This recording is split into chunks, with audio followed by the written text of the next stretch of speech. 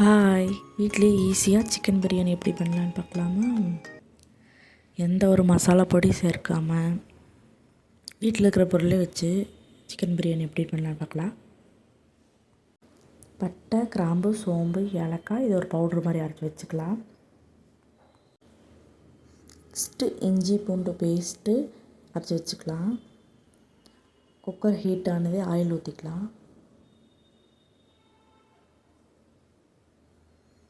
நெய் ஆட் பண்ணிக்கலாம். பிரியாணி ஸ்பைசஸ் போட்டுக்கலாம். கட் பண்ணி வச்சுருக்கிற ஆனியன், பச்சை மிளகாவில் ஆட் பண்ணிக்கலாம்.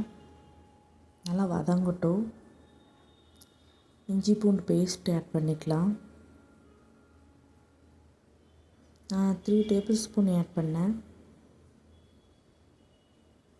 நல்லா அந்த ஆயிலே நல்லா வதங்கட்டும். அப்போ தான் பிரியாணி டேஸ்ட்டாக இருக்கும்.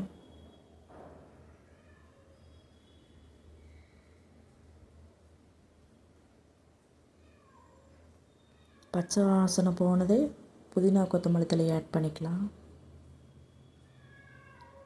புதினா கொத்தமல்லி தழை வதங்குது, உப்பு ஆட் பண்ணிக்கலாம். தக்காளி ஆட் பண்ணிக்கலாம்.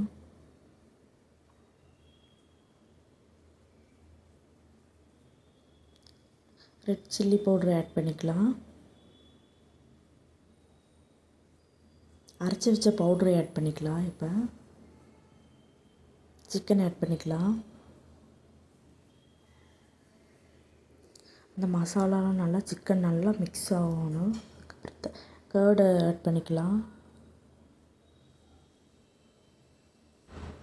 தண்ணி ஆட் பண்ணிக்கலாம். நான் 3 கப் ரைஸ் ஊற வச்சேன். 6 கப் தண்ணி ஊற்றிருக்கேன். அரிசி ஆட் பண்ணிக்கலாம்.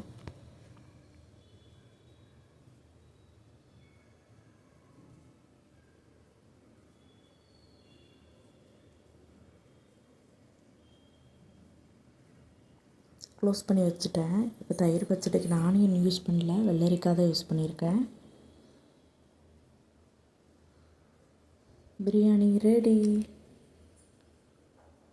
எப்படி இருக்குன்னு பாருங்கள். சிக்கன் மசாலா சேர்த்துல, பிரியாணி மசாலா சேர்த்துல, உதிரி உதிரி அழகாக சாஃப்டாக வந்திருக்கு. நீங்களும் இதே மாதிரி ட்ரை பண்ணி பாருங்கள். நான் இப்போ தான் ஃபஸ்ட் டைம் லாங் வீடியோ போடுறேன். எப்படி இருக்குன்னு சொல்லுங்கள்.